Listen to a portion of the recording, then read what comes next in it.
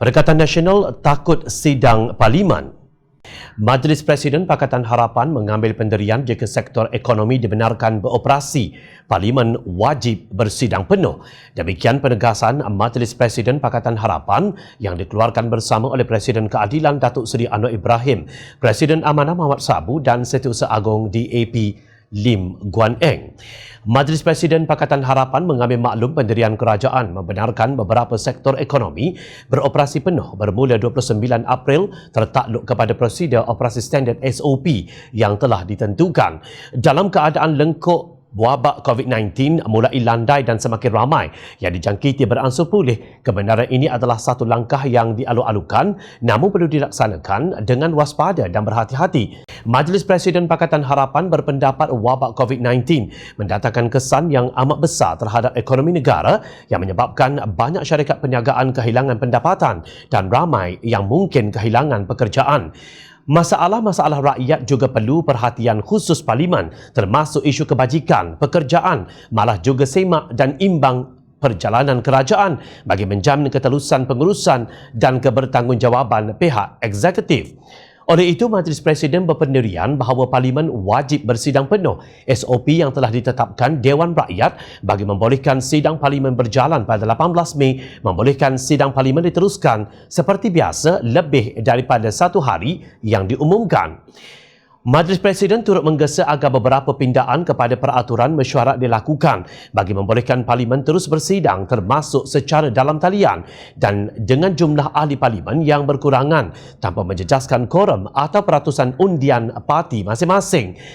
Sementara itu, Satu Pakatan Persatuan Perniagaan Malaysia merayu kerajaan untuk mempertimbangkan penguatkuasaan Akta Khusus COVID-19 yang antara lain bertujuan mengelak syarikat dikenakan tindakan undang-undang kerana gagal menunaikan obligasi kontrak akibat penularan wabak tersebut. Mereka meminta kerajaan membentangkan rang undang-undang atau akta berkaitan langkah-langkah sementara dalam persidangan Parlimen pada 18 Mei ini demi mengelak perniagaan terus lumpuh sekurang-kurangnya sehingga 31 Disember 2020. Banyak perniagaan khususnya dalam industri peruncitan, pengeluaran dan perkhidmatan mempunyai komitmen kontrak masing-masing sebaik PKP ini ditamatkan. Mereka sebaliknya akan berdepan pelbagai tindakan dan pertikaian yang boleh memberi kesan buruk terhadap perniagaan. Rang undang-undang atau akta itu perlu melibatkan aspek perkongsian beban keuangan termasuk daripada pemilik pusat beli belah, lot kedai, pejabat dan kilang dari segi pengurangan sewa. Kata Presiden Macmillan Woods Association, Network of Accountants Datuk Seri Raymond Liu dipetik bernama. Raymond Liu berkata demikian pada sidang media bersama yang dianjurkan oleh 12 badan perniagaan dan perdagangan termasuk Persekutuan Rantaian Peruncitan dan Franchise ASEAN, Persatuan Hotel Bajet Malaysia, Persatuan Rantaian Peruncitan Malaysia dan Dewan Perniagaan Digital Malaysia. Kumpulan persatuan perniagaan itu turut menggesa supaya kerajaan berunding dengan pihak terbabit bagi memastikan rang undang-undang itu lebih menyeluruh. Sementara itu, Presiden Persatuan Perusahaan Kecil dan Sederhana PKS Malaysia, Datuk Michael Kang Hua Kiong, menyifatkan penguatkuasaan akta sedemikian sebagai amat penting bagi mengelak timbulnya banyak kes undang-undang. Jika tidak, kita akan menyaksikan peningkatan kes saman dalam tempoh 6 bulan akan datang yang membabitkan majikan dan pekerja, penyewa dan tuan rumah selain bank dan juga pelanggan, ujarnya seperti dipetik.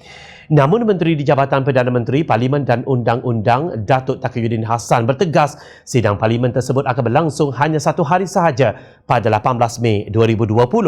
Katanya ia mengambil kira pendirian kerajaan bahawa sebarang bentuk perhimpunan ramai masih belum sesuai diadakan ketika ini dalam rangka mengurangkan risiko jangkitan COVID-19. Jelas, kerajaan tebuk atap ini takut berhadapan dengan masalah keabsahan. Dulu semasa berkempen untuk menghadapi pilihan raya umum ke-14, kalian semua amat berani menentang kebejatan dan rejim kleptokrasi. Sekarang apa sudah jadi setelah kembali mendakap gerombolan yang dahulu kalian kecam?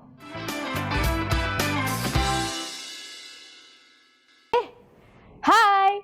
Jangan lupa klik kanan untuk rentasan berita, klik kiri untuk keratan berita dan jangan lupa untuk subscribe kami tau.